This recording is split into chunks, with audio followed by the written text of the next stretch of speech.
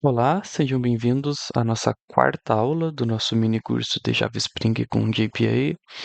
A princípio, essa vai ser a nossa penúltima aula, e é nessa aula em que a gente vai adicionar todas as funcionalidades de autenticação da nossa API, incluindo o funcionamento do nosso login e também do nosso registro, né? A gente já tinha uma criação do usuário, mas ela ainda não estava alinhada com a funcionalidade de login. Vamos passar então para as alterações que foram feitas no código. Iniciando aqui então por o que foi alterado em relação à aula passada, começando pela classe usuário. Na classe usuário, o que foi feito foi eu implementei essa interface User Details. Para que eu fiz isso? Eu fiz isso aqui para a gente poder utilizar o nosso objeto usuário como o objeto da autenticação da nossa API. Então, para a gente conseguir colocar ele no contexto da autenticação.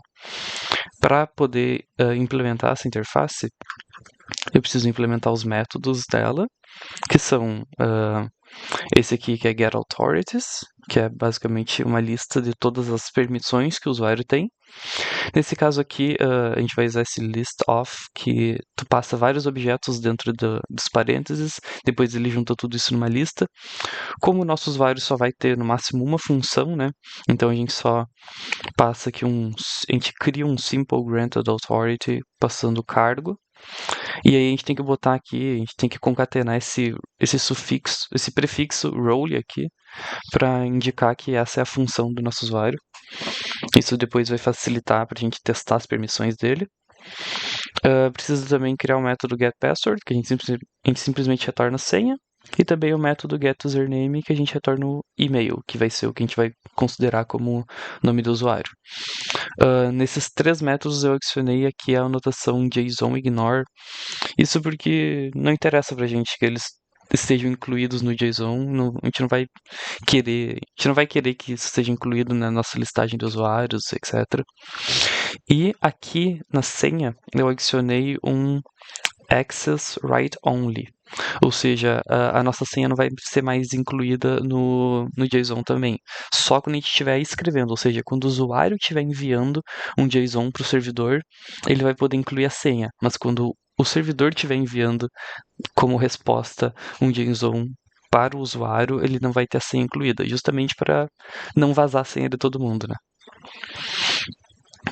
Então, em relação ao usuário foi isso.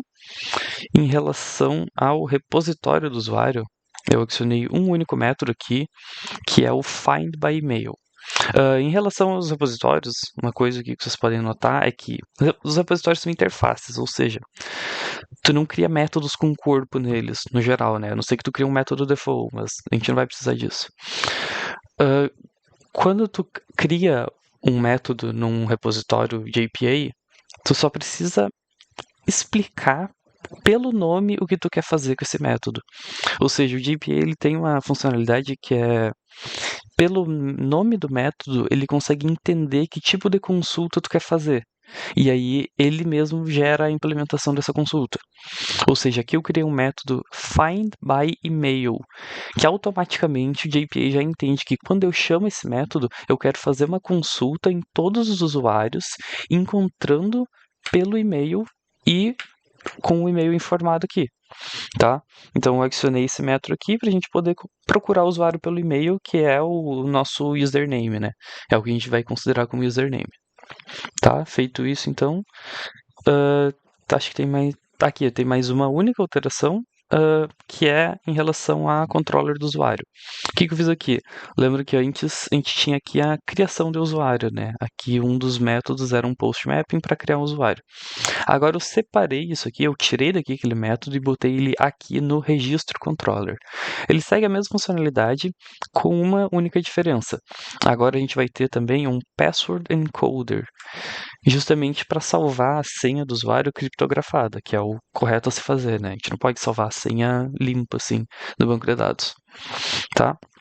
Isso aqui para que eu fiz? Para depois, para poder colocar o registro numa rota separada dos usuários. Então aqui vai estar toda a parte de listar, editar e deletar usuários, e aqui vai estar a parte de registro, porque para tu listar, editar e deletar, tu precisa estar logado. Para registrar, não. Então eu separei essas rotas para a gente poder configurar permissões diferentes para elas. No Login Controller também foi outra controller que eu criei, que é justamente a controller que vai fazer o login, né, vai receber um usuário, a gente vai procurar um usuário pelo e-mail, aí a gente vai usar o Password Encoder para ver se as senhas batem, né, porque a senha do banco de dados vai estar criptografada, então a gente precisa pegar a senha que a gente recebeu, criptografar ela também para poder comparar as duas, por isso que a gente usa o Password Encoder aqui também. E ao fazer isso, a gente gera um token e devolve o token para o usuário. Então, o Login Controller também é uma controller que tu não precisa estar autenticado para acessar ela. Tu vai simplesmente enviar o usuário que tu quer logar e, como resposta, o usuário vai receber o token, tá bom? O token, o que é o token? Tá? O token é a principal estrela da nossa aula hoje. Então, para isso eu criei um JWT Service, né, que é um JSON Web Token, que é esse service, ele tem essas particularidades aqui. Primeiramente, a gente vai ter um segredo e um tempo da expiração, né, em milissegundos. Para que serve o segredo?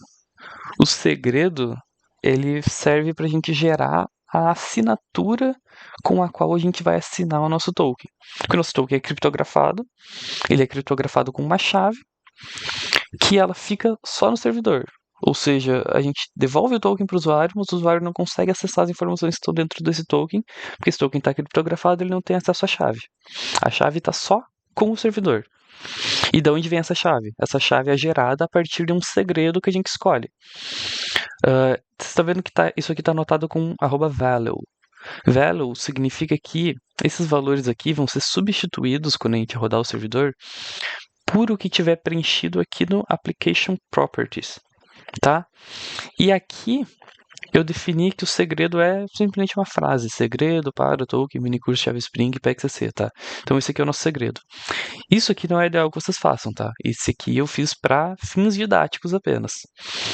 Tá? O ideal não é que vocês criem um segredo que seja uma frase bonitinha e que seja colocado aqui no Application Properties, tá? Aqui não é o local correto para fazer isso, porque quando tu for fazer push disso aqui para um repositório e colocar isso aqui em produção, é uma falha de segurança que o token, que o segredo esteja exposto assim, né?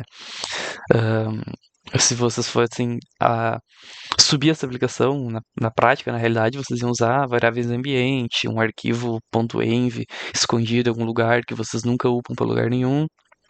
Mas nesse caso aqui a gente está só trabalhando para fins didáticos, então eu vou deixar nosso segredo assim mais didático mesmo. E também a outra propriedade que está sendo declarada aqui, que é o tempo da expiração. Aqui eu coloquei 600 milissegundos, que é o equivalente a 10 minutos, né? Ou seja, o usuário faz o login, recebe o token, depois de 10 minutos, se o token para de valer, ele vai ter que fazer o login de novo. Beleza?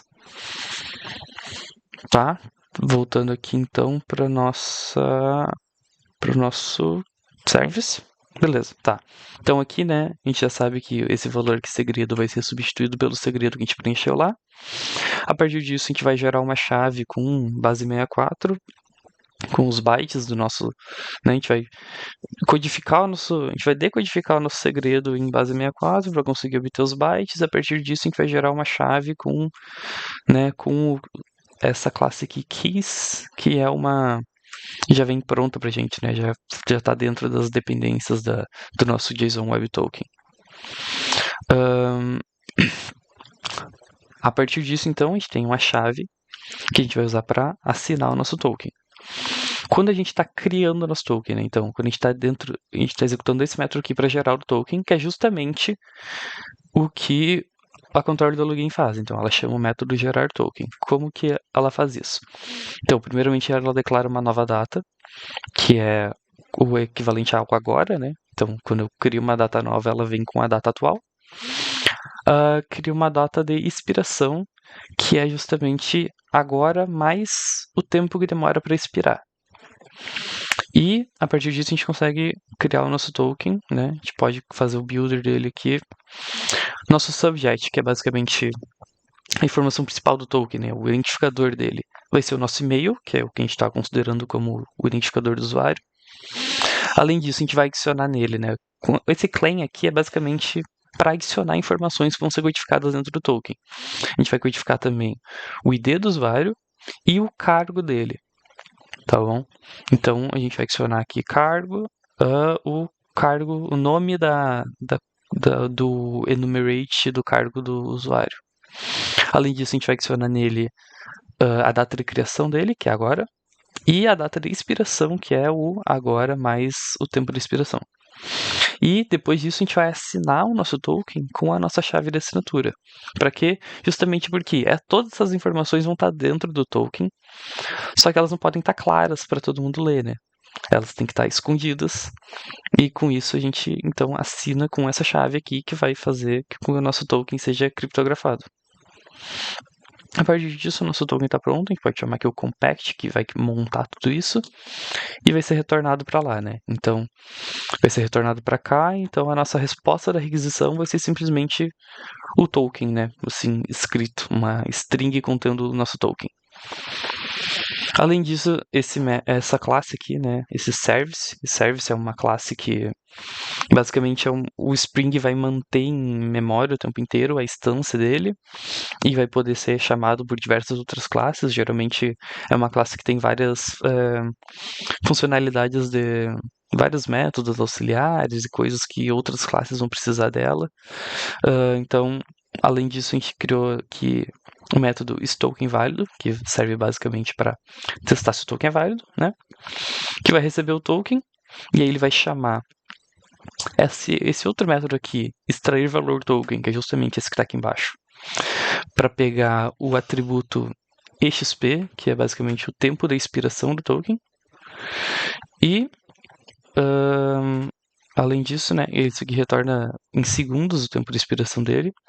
Por isso que a gente multiplica por 1000 para dar os milissegundos para poder declarar uma data nova. E como funciona esse extrair valor token? Ele vai pegar o nosso token, a gente vai passar, né, o token e o atributo que a gente quer achar dentro do token. E aí a gente vai usar a nossa chave, que é, né, nossa chave que é de novo esse método aqui. Ele vai usar a chave para basicamente abrir o token. E aí dentro do token a gente vai pegar, a gente vai passar a gente vai criar um parser com a nossa chave.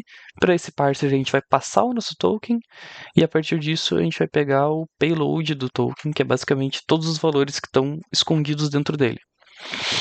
Com esses valores a gente consegue chamar o método get no nome do atributo que a gente quer descobrir, ou seja, aqui a gente está passando exp, que significa que aqui dentro ele vai passar exp aqui, e aí vai retornar o tempo da expiração do token. Isso também serve para outros atributos, como sub, para pegar o subject, ou então aqui, né, a gente botou id cargo, se a gente passasse também id e cargo para esse método, ele retornaria para a gente qual que foi o valor codificado. Tá? Isso aqui a gente serve para pegar a data de expiração do token. Depois que a gente pega a data de expiração do token, a gente testa se ela não é anterior à data atual, né? Para saber se o token já expirou. E aí, se o token estiver expirado, a gente retorna, né? Isso aqui então vai retornar falso se o token já tiver expirado, ou então se acontecer alguma exceção dentro disso, né? Algum problema com a chave ou algo do tipo, se a chave digamos que a gente assinou a chave, assinou o token com a nossa chave, e aí por algum motivo o usuário fez alguma modificação no nosso token. Quando ele for mandar pra gente esse token, vai ter problema com a chave não vai conseguir abrir o nosso token, vai dar alguma exceção e vai cair nesse caso aqui, por exemplo. Tá? Então isso aqui testa a nossa integridade do token e além disso testa a expiração dele. Tá? E para que a gente usa esse service além de gerar o token? A gente também vai usar ele no filtro. Por quê? Por que a gente precisa de um filtro? O filtro vai ser basicamente que vai filtrar a nossa requisição para saber se ela é válida, se o servidor pode deixar ela passar. Tá?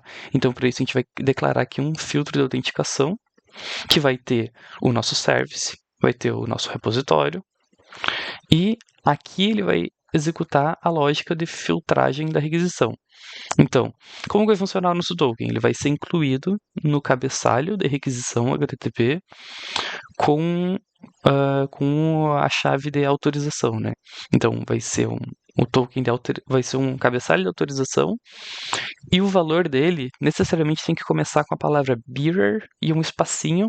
Depois disso vem o token de fato, tá? Então aqui a gente basicamente testa se o cabeçalho tá funcionando, né? Então a gente testa se tem o cabeçalho de autorização e se o valor desse cabeçalho de autorização começa com a palavra bearer. Se não for, né? Então, nesse caso, isso aqui está testando ao contrário, né? Se não for o caso, não tem cabeçalho ou não começa com a palavra bearer, significa que o nosso token simplesmente não está presente. Ele não foi enviado, a requisição que a gente recebeu não tem o token que a gente quer. Sendo assim, a gente vai simplesmente chamar do filter e retornar. Para que a gente tem que chamar do filter? Do filter é o que faz a requisição ir para frente, né? Ou seja, isso aqui faz com que as próximas etapas sigam, aconteçam, né? Se a gente simplesmente retornar, a nossa requisição vai ser quebrada no meio do processo e ela não vai poder ser processada. Por que a gente tem que fazer isso? Porque nem todas as nossas rotas são protegidas por autenticação. Então, mesmo que não tenha um token, a requisição precisa avançar para a gente mais para frente testar se ela devia mesmo passar ou não. Beleza? Agora aqui, né? Nessa linha aqui, ele só vai chegar se ele tiver recebido o token. Então, o que a gente faz? A gente pega o bearer, espacinho, e substitui por nada. Então, a gente arranca fora esse prefixo do nosso token. Tendo isso aqui, tendo feito isso, a gente garante que na string token vai ter, de fato, só o token. A partir disso, então, a gente testa se nosso token é válido. E, além disso, se já tem alguma autenticação associada a ele, né, para a gente não refazer o processo.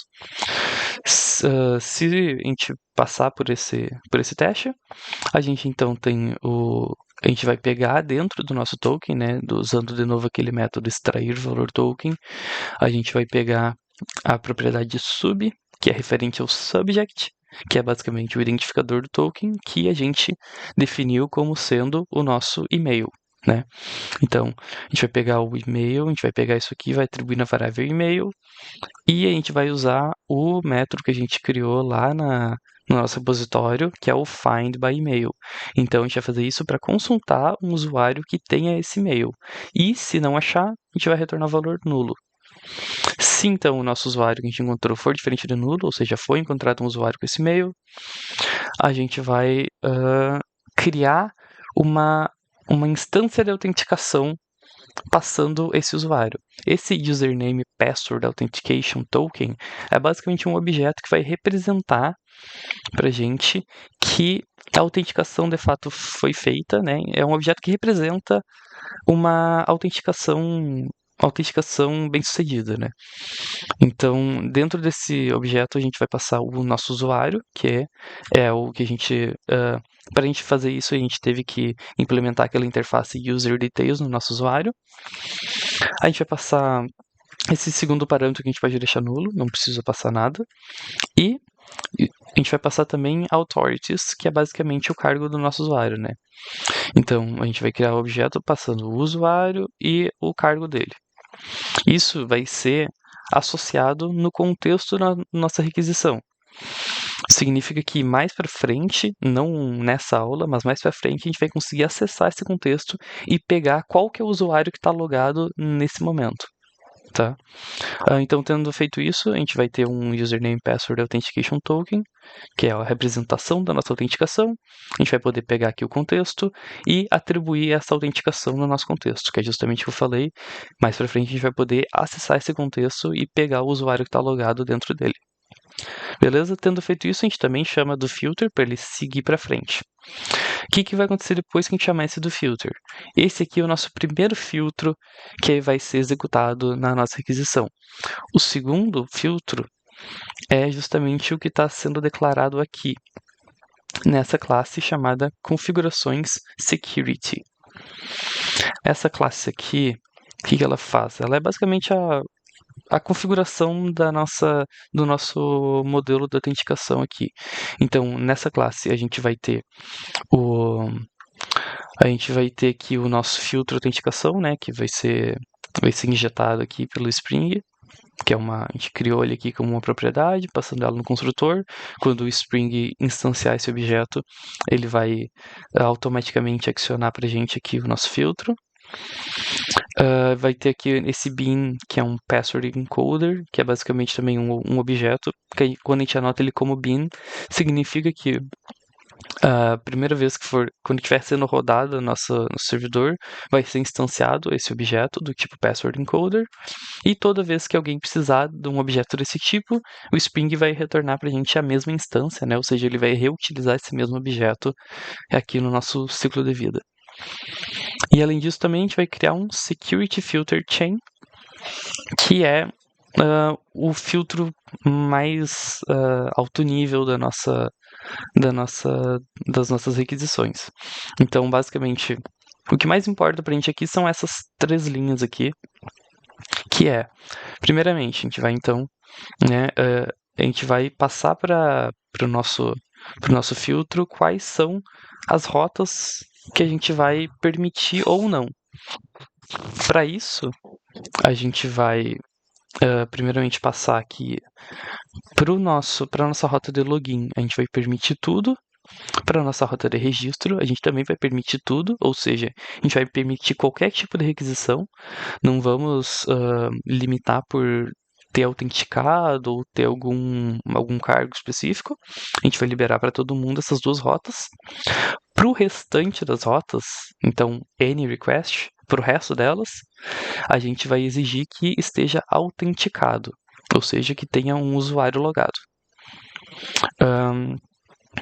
Depois disso também a gente seta que a nossa sessão ela seja stateless, ou seja, que não seja criada uma sessão HTTP para cada requisição, justamente porque o que a gente está construindo aqui é uma API REST, é uma API que não vai ter que cada requisição é independente, elas não têm uma sessão.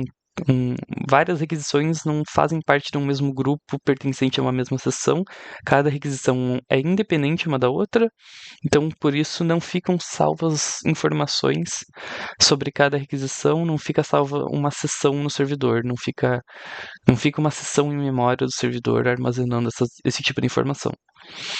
Além disso, a gente vai adicionar o nosso outro filtro, o filtro que a gente criou para testar o token, a gente vai adicionar ele antes desse filtro aqui, justamente por isso que eu mostrei esse aqui primeiro, porque esse filtro aqui acontece primeiro, justamente porque aqui na nossa configuração de segurança, a gente declarou que esse filtro, o filtro de autenticação, ele deve acontecer antes desse outro filtro aqui.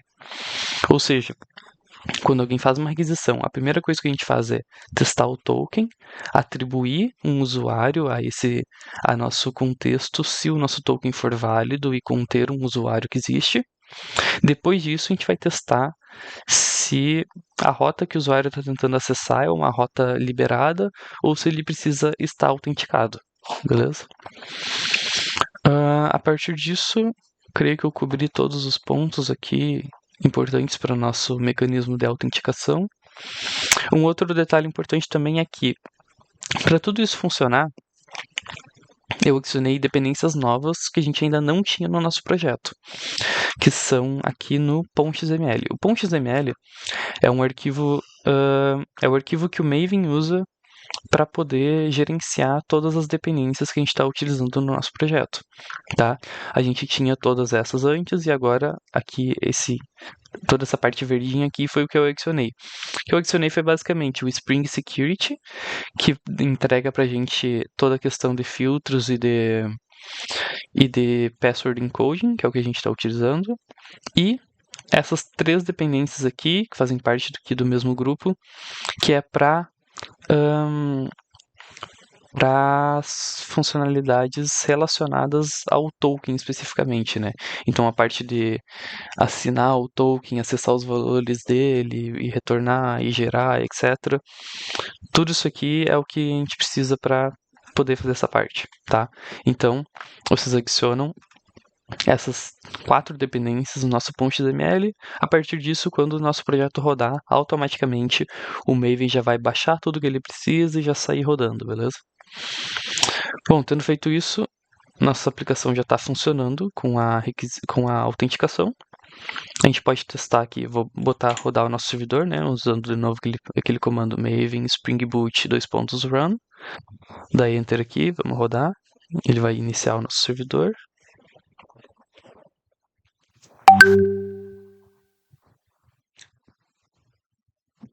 Feito, o servidor iniciado na porta 8080 com contexto barra. A gente já está acostumado com isso. Vamos abrir agora o Postman para poder testar o funcionamento disso. Primeiramente, o que eu fiz aqui para a gente poder utilizar a nossa autenticação? A primeira coisa mais importante é, aqui na nossa coleção de requisições, a gente vai ter uma aba chamada Variables. Aqui eu criei uma variável de token autenticação, que é justamente onde a gente vai botar o nosso token quando a gente fizer o login. Eu tô com um token aleatório aqui, que é um que eu já estava utilizando em testes anteriores. Eu vou mostrar para vocês que, provavelmente como já passou muito tempo, esse token não é mais válido. Então eu vou mostrar para vocês justamente o que acontece quando a gente tenta testar qualquer uma das nossas rotas com um token que não é mais válido, tá? Eu vou fazer aqui uma listagem de usuários, por exemplo. Vou clicar aqui em Send. Ó, o que aconteceu? Ele retornou pra gente o código 403 forbidden. Por quê? Justamente porque a gente não tem autorização para acessar esse recurso no momento. Porque o token que a gente passou, né, aqui nessa aba autorização, eu selecionei o valor inherit of from parent. Isso significa que ele vai herdar a configuração de autorização da nossa coleção, ou seja, ele vai utilizar o token bearer, que é justamente o que foi configurado lá na nossa variável da coleção. Ou seja, fez a requisição, passou um token válido, retornou para a gente que o nosso acesso está proibido, está negado. Como que a gente faz para conseguir acessar esses recursos, então? Primeiramente, o que a gente vai fazer é fazer o login, tá? Então, login, mesma coisa como a gente já fazia antes. Quer dizer, a gente não fazia login antes, né? E agora, primeiramente, né? Então, eu criei uma requisição nova aqui, que é um login, que vai ser um post para a rota /login, passando o e-mail e a senha do usuário que a gente quer acessar. Vou mandar o send aqui, tá? Mandei sem autorização nenhuma, né? Vocês podem ver aqui que na aba de autorização não botei nenhum tipo de autenticação aqui. Simplesmente mandei a requisição sem autenticação nenhuma e recebi do nosso servidor um token, beleza? O que eu vou fazer? Vou copiar esse token, vou vir aqui na nossa coleção e vou substituir o valor, certo? Vou salvar aqui e agora, a princípio, a gente está com um token válido, a gente vai poder acessar todas as nossas rotas. Beleza? Como já está configurado para todas as nossas rotas obedecerem o que tiver configurado lá o que tiver configurado na nossa coleção, então todas elas vão agora estar liberadas. Então vou começar dando um listar usuários. Ó, funcionou, retornou 200 e retornou no corpo os usuários que a gente tem.